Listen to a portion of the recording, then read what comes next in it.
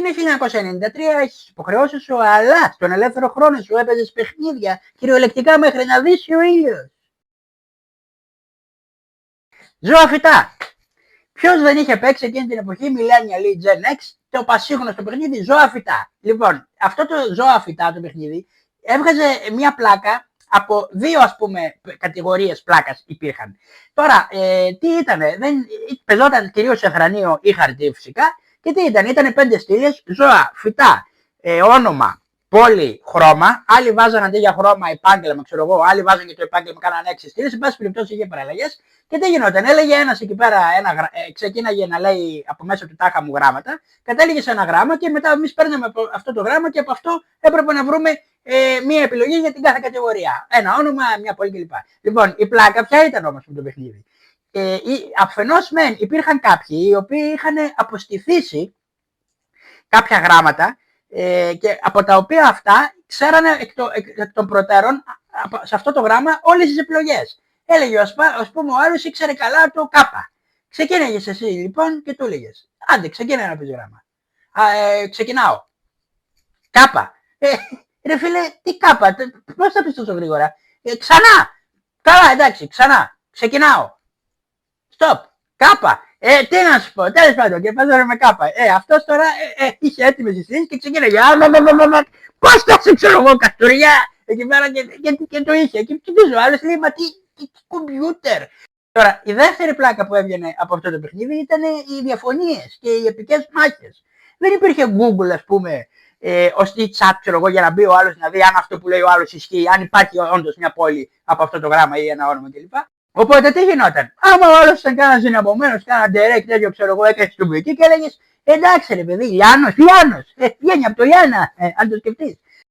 Ή ας πούμε ένα τέτοιο debate, διαφωνία μπορούσε να κρατήσει πολύ ώρα. Ή ρώταγαν τίποτα, ξέρω εγώ, τις από πίσω, ή ρώταγαν τις από μπροστά, ή από μπροστά κάναν ένα νόημα, ναι, έτσι, χωρίς να ξέρουν καν έτσι για να κάνουν τον έξυπνο, ή επειδή γουστάραν τον άλλον, ή ξέρω εγώ, κάπου κατέληγαν τέλος πάντων. Έλεγε ο άλλος με το ωμέγα, ξέρω εγώ. Ωμέγα, ωκεανία. Ρε φίλε, η ωκεανία δεν είναι χώρα, είναι ήπειρος. Όχι ρε, δεν είναι στην ήπειρο, ξένη είναι. Τρίλιζα.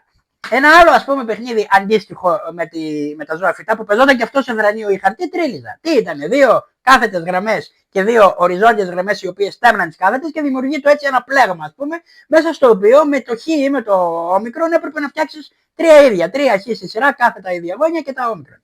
Λοιπόν αυτό είχε μια ιδιαίτερη ας πούμε ιδιομορφία και γι' αυτό το κάνει πολύ αστείο αν το σκεφτεί κανείς μετά. Τι γίνεται, υπήρχε μια κοινωνική σύμβαση μεταξύ όλων που παίζανε αυτό το παιχνίδι την τρίλιζα. Δεν υπήρχε περίπτωση να αρνηθείς. Ήταν δηλαδή σαν να είσαι στο μεσαίον ένα πράγμα κάποιος υπότες και να καλείς τον άλλον σε μονομαχία. Έβγαζες στυλό και ζωγράφιζες στο δρανείο το πλέγμα και με το που το ζωγράφιζες και το κοίταζε ο άλλος δεν μπορούσε να πει βαριέμαι τώρα ή άσε δεν θέλω, ξέρω, δεν μ' άρεσε το παιχνίδι. Έπρεπε οπωσδήποτε να παίξει. Ξεκίνησε εκεί με τη βαρεμάρα του, έβαζε κανένα όμικρον, έβαζε κανένα χ. Μπορεί να κέρδιζε και στο τέλος, γιατί ήταν και περίεργο παιχνίδι. Είχε συγκεκριμένες κινήσεις και με αυτό έκλεινε, ας πούμε, μείωνε τη βαρεμάρα. Στη γειτονιά υπήρχαν παιχνίδια τα οποία ήταν τα πιο ομαδικά, αγαλματάκια κούνητα. Φοβερό παιχνίδι. Λοιπόν, τι γέλιο έβγαζε, αν μπορούσαμε να γυρίσουμε πίσω τον χρόνο και να πάμε να δούμε τις στάσεις που παίρναμε και τις εκφράσεις που παίρναμε όταν γινόταν αυτό το παιχνίδι, είχε φοβερή πλάκα. Καθόταν ένας και έλεγε, ξέρω εγώ, αγαλματάκια κούνητα μέρα ή νύχτα, τι έλεγε εκεί πέρα, και οι άλλοι προσπαθούσαν να τον πλησιάσουν και να τον ακουμπήσουν, αλλιώς άμα γύριζε έπρεπε να μείνουν ακίνητοι. Ο άλλος είχε, ξέρω εγώ, στην τσέπη τίποτα τσίκλες, τίποτα παστίλες, ξέρω εγώ, καραμέλες. Έκανε πέρα την καραμέλα, γύριζε. Παίρνει, ξέρω εγώ, το κορίτσι εκεί πέρα με το οποίο ήταν φούλο ερωτευμένος, έκανε. Αλλά δεν μπορούσε να κουνήσει ούτε το χείλος. Δηλαδή, άμα έμενε έτσι, έπρεπε να μείνει έτσι, εκεί. Άμα έκανε, αυτό έχανε. Κρυφτό. Τρομερό παιχνίδι, το πασίγνωστο, όλοι το παίζουν. Δεν ξέρω αν οι σημερινές γενιές παίζουν αυτά τα παιχνίδια, αλλά δεν τα έχω δει να ακούγονται τόσο πολύ. Εν πάση περιπτώσει, γενικά το κρυφτό το παίζαν όλοι.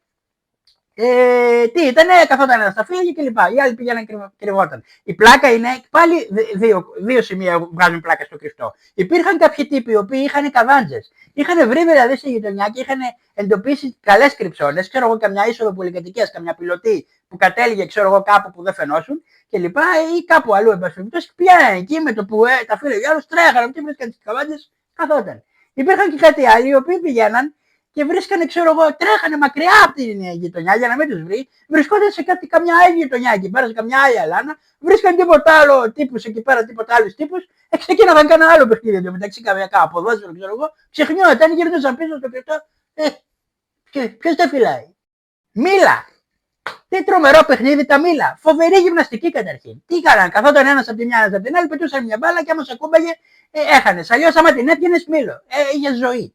Λοιπόν, υπήρχαν κάποιοι τύποι οι οποίοι φυσικά είχαν 128 μήλα. Για κάποιο λόγο πετούσαν, πιάναν μπάλες από εδώ, από εκεί, κάναν κάτι βουτιές και πιάναν την μπάλα και είχαν μήλα και δεν χάραν ποτέ. Υπήρχαν και οι άλλοι, οι οποίοι αυτοί είχαν πολύ πλάκα γιατί ξέραν, είχαν cheat codes.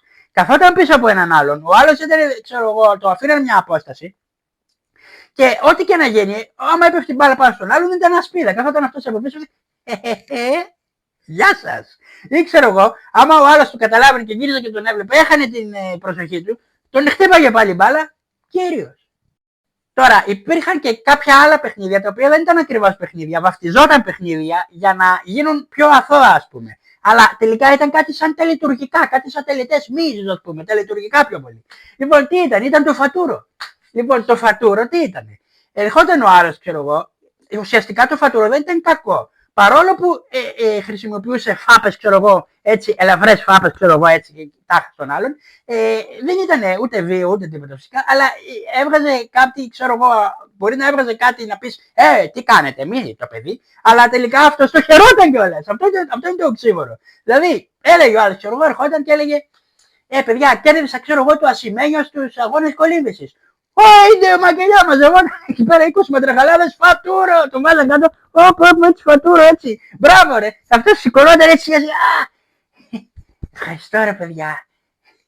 Τώρα στο ίδιο πλαίσιο υπήρχε και το στον επόμενο, αυτό ήταν λίγο πιο πολύ παιχνίδι, τι ήτανε, και αυτό είχε μια φοβερή πλάκα, διότι ήταν τόσο έντονη και τόσο συνεκτική και δυνατή, ας πούμε, η συμφωνία που υπήρχε, η σιωπηρή συμφωνία μεταξύ όλων, ότι αν κάποιος σου δώσει μια, ας πούμε, στο σβέρκο μια ελαφρά φάπα που δίνουμε έτσι λίγο χαλαρά και γυρίζεις εσύ και ήσουν έτοιμος για καυγά, τι έγινε, και σου έλεγε στον επόμενο, έπαβε κάθε δική σου, ξέρω εγώ, διεκδίκηση. Δεν μπορούσε να κάνεις καυγά, απαγορευόταν. Δεν υπήρχε περίπτωση αν σου πει στον επόμενο, να μην πεις εσύ και την έδωσε στον επόμενο. Αυτό μπορούσε να κρατήσει ώρες, πολύ ώρα τέλος πάντων, μέχρι που θα υπήρχε κάποια διακοπή εξωτερική ή κακουδούλη θα χτύπαγε ή θα ερχόταν κανένας άλλος και εγώ θα λέγε εντάξει, σταματάει, το δίνω και μόνο έτσι θα σταματήσει. Αλλά ήτανε. Τώρα υπήρχε και ένα άλλο τελευταίο, ας πούμε, παιχνίδι που μπορεί να αναφερθεί, το οποίο ήταν οι τάπες. Παίρναμε τις τάπες από τα γαριδάκια ή από αυτόνομες που μπορούσαν να πουλούνται. Φτιάχναμε μια στίβα, τις βάζαμε εκεί πέρα σε ένα λάμψο, εγώ στην ίσο της πολυκριτικής, φτιάχναμε μια στίβα και με μια πέτρα ή μια μπίλια ρίχναμε τις τάπες και έπρεπε να πάρουμε αυτή που έμενε το λογότυπο, ξέρω εγώ, το καλό κομμάτι της τάπας επάνω, όχι την ανάποδη. Αυτή ήταν μια πρώτη επαφή με τζόγο, ας πούμε, κάπως ατζόγος μου έκανε. Γιατί εκεί σοβάρευε το πράγμα, καθώς έτσι λίγο σοβαρός. Προσπαθούσες τάχα να βρεις τη σωστή γωνία, να πετάξεις την μπίλια, να πέσεις καλά, να μαζέψεις πολλές τάπες, έριχνες. Είχε και κριτή, ήταν ο άλλος από δίπλα κριτής, ένας τρίτος και έβλεπε. Εντάξει, το παίρνω. Μοιράζω. Ρεφάρω. Τώρα, αυτά τα παιχνίδια, σε κάθε, ας πούμε, πόλη, σε διαφορετικά μέρη της Ελλάδας, Βόρεια Ελλάδα, Μακεδονία, ξέρω εγώ, στα νησιά ή στην Αττική κλπ. Ήταν διαφορετικά. Ακόμα και στην ίδια πόλη μπορεί να υπήρχαν παραλλαγές από περιοχή σε περιοχή. Οπότε γράψτε και εσείς στα σχόλια άλλα παιχνίδια που μπορεί να ξεχάσαμε. Κάντε και μια εγγραφή στο κανάλι γιατί έρχονται και τα υπόλοιπα, ας πούμε, παρόμοια επεισόδια. Και νομίζω ότι και το σημερινό επεισόδιο το καλύψαμε. Ευχαριστώ πολύ. Άντε, bye.